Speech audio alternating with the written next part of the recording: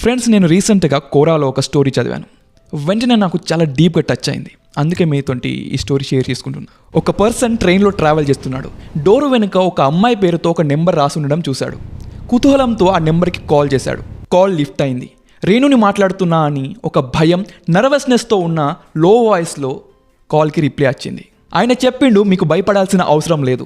మీ number, మీ పేరు train కంపార్ట్మెంట్లో ఎవరో రాశారు. వాడు మంచి శత్రువా చెడ్డ ఫ్రెండో తెలియదు, కానీ మీకు ఇబ్బంది కలుగుతుందని చెప్పి ఆ నెంబర్స్ని అక్కడే కూడిపేశా. ఇప్పటి వరకు వచ్చిన కాల్స్ చాలు, ఇంకా రావు, మీరు సేఫ్గా ఉండండి. అప్పుడు ఆ అమ్మాయి ఎమోషనల్గా రిప్లై ఇచ్చింది. రీసెంట్గా అన్నోన్ నెంబర్స్ నుంచి డర్టీ వల్గర్ కాల్స్ వస్తున్నాయి. ఎందుకు వస్తున్నాయో అప్పుడు అర్థం కాలేదు. మీరు ఎవరో తెలియదు, కానీ చాలా హెల్ప్ చేశారు. ఇది చదివాక నాకు ఒక థాట్ వచ్చింది. మనం చెడ్డ పని చేయకపోవడం సరిపోదు. మనం ఒక మంచి పని చేసినా కూడా ఎవరో ఒకరి లైఫ్లో ఒక పెద్ద మార్పే రావచ్చు. పబ్లిక్ ప్లేసెస్లో నెంబర్స్ రాయడం ఎంటర్టైన్మెంట్ కాదు. అది ఒక అమ్మాయి లైఫ్లో భయం, ప్రాబ్లమ్స్, ఒక ట్రోమాని క్రియేట్ చేయొచ్చు. స్టోరీలో ఆ పర్సన్ చేసిన చిన్న పని ఒక నెంబర్ ఇరేస్ చేయడం, కానీ అది ఒక సిస్టర్ని, ఒక డాటర్ని ప్రొటెక్ట్ చేసిన ఒక పెద్ద స్టెప్పే అయింది. అందుకే ఫ్రెండ్స్, నేను మీకు కూడా ఒక రిక్వెస్ట్ చేస్తున్నా.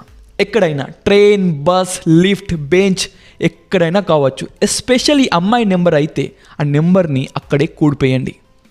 అది ఒక అమ్మాయి సేఫ్టీకి హెల్ప్ కావచ్చు.